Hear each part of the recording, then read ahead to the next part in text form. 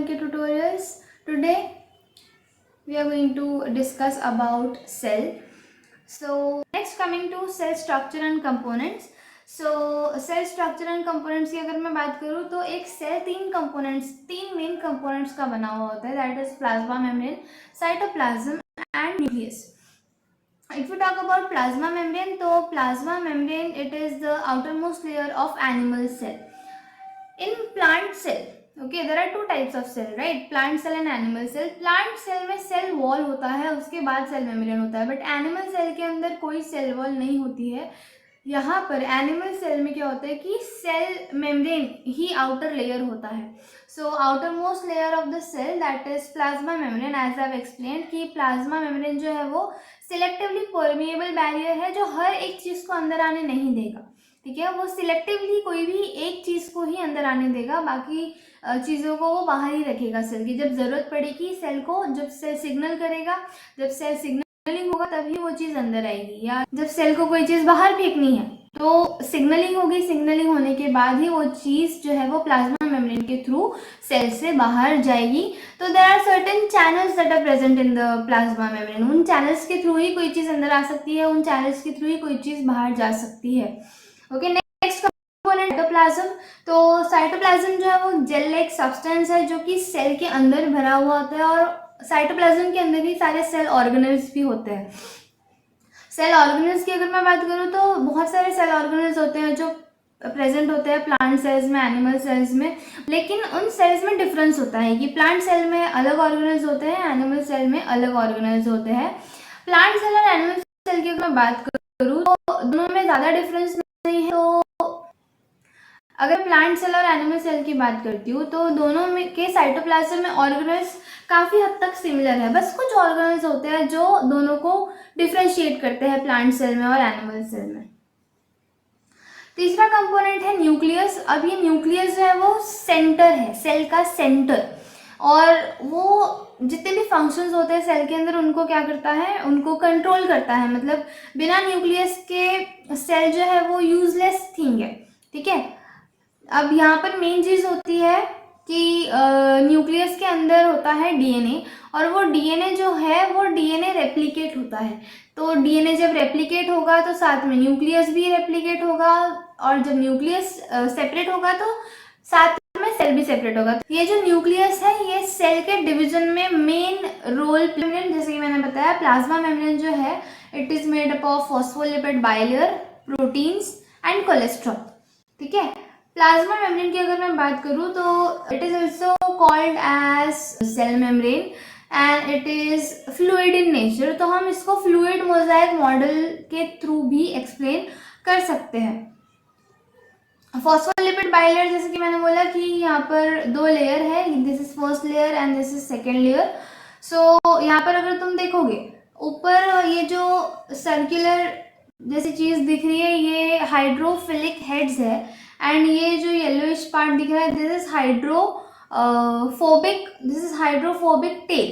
Okay, now यहाँ पर और भी चीज़ दिखेगी जैसे कि कार्बोहाइड्रेट चेन है, अल्फा हेलिक्स प्रोटीन है, this is inner membrane, certain proteins है, here cholesterol is present, and as इधर यहाँ पे लिखा हुआ है हाइड्रोफोबिक, एच हट गया सॉरी, बट यहाँ पर हाइड्रोफोबिक रीजन है, दैट मीन्स ये जो रीजन है दिस रीजन इज हाइड्रोफोबिक, मतलब यहाँ पर वाटर मॉलिक्यूल्स जो है वो नहीं आ सकते.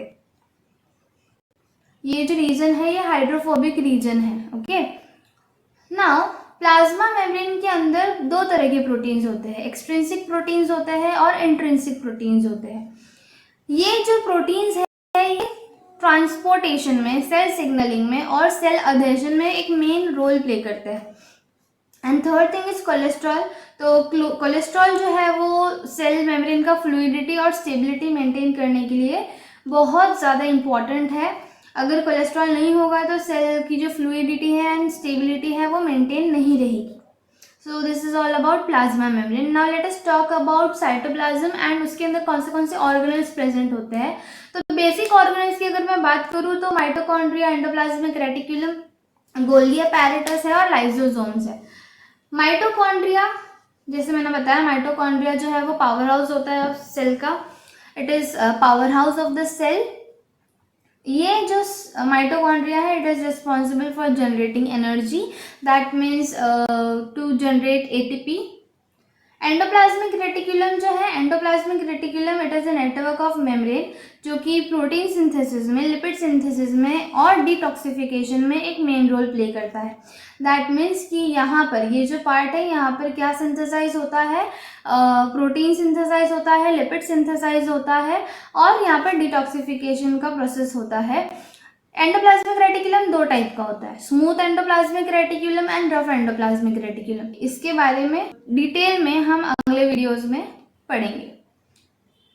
थर्ड थिंग दैट इज और third organelle is Golgi apparatus. तो गोल्गी अपैरेटस का काम होता है जो भी एंडोप्लाज्मिक रेटिकुलम बनाता है, ये एंडोप्लाज्मिक रेटिकुलम अपनी जो भी चीज़ें बनाता है, जैसे प्रोटीन बनाया या लिपिड बनाया, वो चीज़ ट्रांसपोर्ट करता है गोल्गी अपैरेटस को। गोल्गी अपैरेटस क्या करता है, वो प्रोसेस करता है और पैकेज करता है। दैट मीन्स ये जो गोल्गी अपैरेटस है इसके पास सर्टन वेसिकल्स होते हैं, वेसिकल्स मतलब एम्प्टी सेल्स। ये गोल्गी अपैरेटस उन एम्प्टी सेल्स के अंदर प्रोटीन्स को, लिपिड्स को पैक करता है और पैक करके क्या करता है, उसको ट्रांसपोर्ट करता है।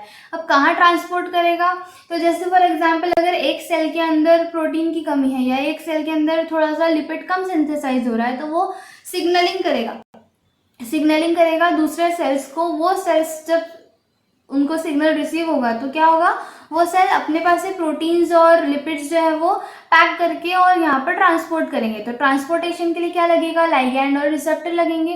लाइगैंड और रिसेप्टर जो है वो सिग्नलिंग में एक मेन रोल प्ले करते हैं। तो अगर इस सेल के पास लैक हो रहा है तो वो दूसरे सेल से क्या करेगा, चीज़ों को ट्रांसपोर्ट करेगा और इसमें हेल्प करता है Golgi apparatus. Then next organelle is lysosomes. Lysosomes जो है ये रिसाइकलिंग में हेल्प करते हैं, रिसाइकलिंग सेंटर्स बोलते हैं इनको सेल का, क्योंकि इनका काम होता है to break down the waste product. क्योंकि बहुत सारी चीज़ें जब सिंथेसाइज होती है तो साथ में बहुत सारा वेस्ट प्रोडक्ट भी सिंथेसाइज होता है, तो वो वेस्ट प्रोडक्ट को हमको सेल के अंदर नहीं रखना है, तो वो सेल के अंदर नहीं रखना है, इसलिए लाइजोसोम्स जो है ये कुछ ऐसे उनके अंदर एंजाइम्स होते हैं जिसको लाइजोजाइम्स बोलते हैं। और ये लाइजोजाइम्स जो है ये क्या करते हैं, जो भी वेस्ट मटेरियल है उसको ब्रेक डाउन करता है और ब्रेक डाउन करके सेल्यूलर डेब्रिज में कन्वर्ट कर देता है। Okay, understood. Next talking about the main component that is nucleus and genetic material. तो न्यूक्लियस जैसे मैंने बोला सेंटर होता है सेल का, उसके अंदर होता है डीएनए, उसके अंदर होते हैं क्रोमोसोम्स, उसके अंदर होते हैं जीन। अब इनको कैसे हम एक दूसरे से कनेक्ट करेंगे, डीएनए जो है it is genetic material of the cell and this DNA is condensed okay, it is organized into chromosome and chromosome जो है each chromosome is composed of single very long DNA molecule. It is coiled around the proteins called histone proteins. And third thing is genes. तो genes जो है they are segments of DNA that code for specific protein that are responsible for all the traits and function of living organism. तो nucleus के अंदर होता है DNA. DNA जो है वो कंडेंस होता है, कंडेंस होने के बाद वो बनता है क्रोमोसोम, और क्रोमोसोम जो है वो कंडेंस पार्ट है, it is x shaped structure. Okay, that's about nucleus and genetic material. Now if you have heard about RNA, तो डीएनए जैसा होता है double stranded double helical structure, वैसे आरएनए भी होता है but RNA is single stranded. Now ये जो डीएनए है ये कैसे रोल प्ले करता है, तो there is one process called as central dogma. Central dogma जो है वो एक ऐसा प्रोसेस है जिसके थ्रू प्रोटीन सिंथेसाइज होते हैं। ओके, तो डीएनए जो है, डीएनए में पहले ब्रेक डाउन होता है विथ सर्टन एंजाइम्स, ओपन होने के बाद बहुत सारा प्रोसेस होता है, बहुत सारी चीज़ें होती है जिससे वो सिंथेसाइज होता है इनटू प्रोटीन्स। तो ये जो है वो पहले एमआरएनए में कन्वर्ट होता है, एमआरएनए से फिर वो कन्वर्ट होता है इनटू प्रोटीन। तो ये प्रोसेस है, इसके बारे में हम बाद में डिस्कस करेंगे अगले वीडियोस में, ब्रीफली इसको मैं एक्सप्लेन करूंगी। This is just an introduction video, तो I am only explaining today कि what is nucleus, what is genetic material, तो ये सारी चीज़ें हैं। Let us talk about importance of cell in living organisms. Okay, so cell इसलिए important है कि अगर सेल होगा तो ना टिश्यू फॉर्म होगा, ना ऑर्गन फॉर्म होगा, ना एक लाइफ बनेगी।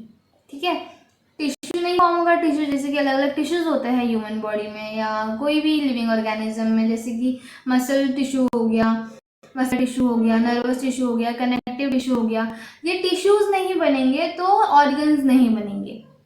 ठीक है, अब ऑर्गन्स नहीं बनेंगे तो ऑर्गन फंक्शन ही नहीं होगा, राइट। अलग अलग टिश्यूज जो है वो एक साथ काम करते हैं और क्या बनाते हैं, ऑर्गन्स बनाते हैं। और हर एक ऑर्गन का अपना एक स्पेशलाइज्ड फंक्शन होता है। जैसे अगर मैं स्टमक की बात करूँ तो स्टमक जो है वो हमारे लिए डाइजेशन में हेल्प करेगा। डाइजेशन क्या है, it is an metabolic activity. अगर स्टमक ही नहीं होगा, मतलब अगर ऑर्गन ही नहीं होगा तो डाइजेशन नहीं होगा, और अगर डाइजेशन नहीं होगा तो हमारी बॉडी के अंदर जो इंपॉर्टेंट चीज़ें हमको चाहिए वो नहीं मिलेगी, राइट। तो अगर ऑर्गन फंक्शन नहीं है, ठीक है, या ऑर्गन अगर फंक्शन नहीं कर रहा है तो ऑर्गेनिज्मल लाइफ नहीं रहेगी। दैट मीन्स एक ऑर्गन सिस्टम, जाहिर सी बात है अगर ऑर्गन सिस्टम ही नहीं है तो मैं लाइफ की बात नहीं कर सकती, राइट। तो organ system is required to cooperate to support the life of entire organism. So this was just a basic introduction to cell, its organelles and its function. We will be describing it in detail in next video. So till then, like and subscribe to my channel. I hope you have understood this video. I hope you have understood about what is cell, what are the functions of the cell. If you have any doubts, you can write down your doubts in the comment section. And till then, like, comment, share and subscribe to my channel, and don't forget to hit the bell icon so whenever I post a new video you will be notified about my video. So till then, bye bye.